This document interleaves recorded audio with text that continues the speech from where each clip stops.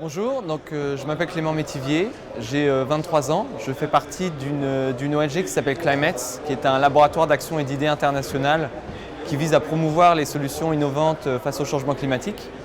On a à peu près 200 membres dans une quarantaine de pays et on participe vraiment à toutes sortes d'actions. L'année dernière, Climates a été partenaire d'une simulation qui était organisée notamment par Sciences Po et qui s'appelait Make It Work. Cette simulation, elle rassemblait à peu près 200 étudiants du monde entier.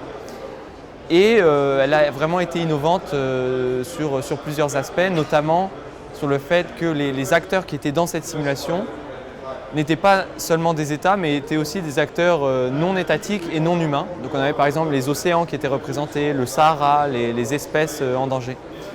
Et cette simulation, elle a été très intéressante parce qu'elle nous a permis en fait de décider d'arriver à un accord qui était un accord innovant, donc qui a pris en compte des points assez intéressants, par exemple la création d'un statut pour les réfugiés climatiques. Il me semble qu'on a aussi décidé la mise en place d'une organisation mondiale de l'environnement. Donc ça c'était très important et je pense que ce qui est vraiment mis en avant, ce qu'on peut tous retenir de cette simulation, tous les participants qui ont pris part à cette expérience, c'est le fait de vraiment de revenir dans nos universités, à nos emplois respectifs avec cette perspective d'innover. On ne suit pas seulement les cadres comme les cadres de l'ONU, mais là on s'est mis à penser un peu en dehors des cadres prédéfinis. Et c'est l'idée qu'on va en quelque sorte mettre en place de nouvelles pratiques, mettre en place de nouvelles politiques. Et en fait, la simulation était aussi importante parce qu'on ne parlait pas seulement du CO2 dans l'atmosphère. Et on parlait vraiment du lien qu'on peut faire entre le climat, la culture, la politique, la géopolitique. Et ça, je pense que c'est très important. C'est qu'aujourd'hui, on considère plus seulement le climat comme quelque chose, une sphère un peu indépendante, mais comme en fait un point qui est en relation avec d'autres problématiques, notamment la problématique sociale.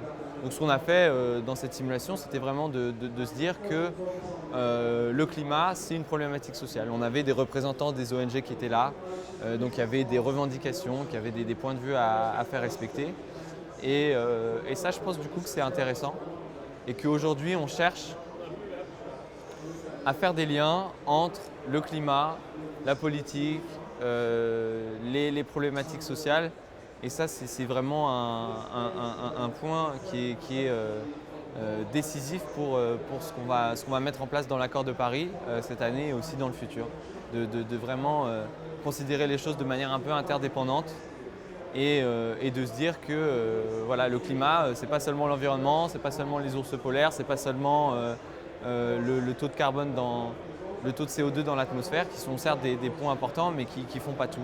Et qu'il faut penser voilà, à comment les gens vivent dans les pays du Sud, qu'est-ce qu'on doit mettre dans nos assiettes tous les jours, des points comme ça qui sont peut-être un petit peu futiles à première vue, mais qui en fin de compte ont beaucoup d'importance.